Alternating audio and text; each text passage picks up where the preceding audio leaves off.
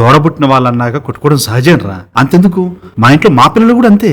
పైగా నాన్న నన్నే ఎక్కువ ఇష్టపడాలి, లేదు లేదు నన్నే ఎక్కువ ఇష్టపడాలి అని కొట్టుకునే పిల్లలు దొరకడం నీ అదృష్టం రా. దాన్ని నువ్వు తెలుగుగా వాడుకోవాలి. అవునవును, కానీ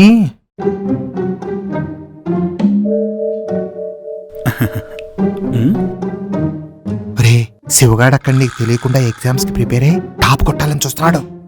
ఏ ఊరుకో డాడీ, వాడికంత సీన్ లేదు. మరి అదే నువ్వు అలా అనుకుంటావనే ఆడు టాప్ కొట్టి నేను నా దగ్గర ఎదవం చేయాలని చూస్తున్నాడు. అర్థమైందా? అర్థమైంది.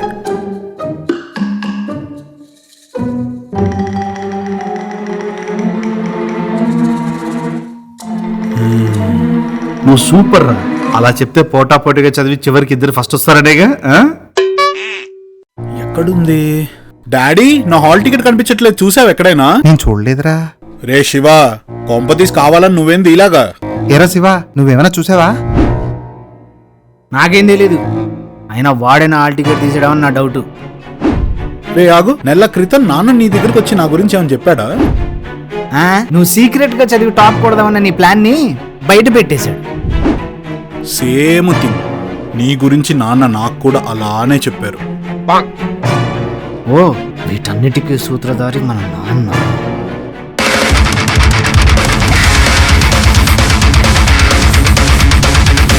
అలా చేస్తే ఇద్దరు పోటాపోటీగా చదువుతారు అనుకున్నాను. ఒకళ్ళ హాల్ టికెట్లు ఒకళ్ళు చించేసుకుని ఫెయిల్ అవుతారు అనుకోలేదు.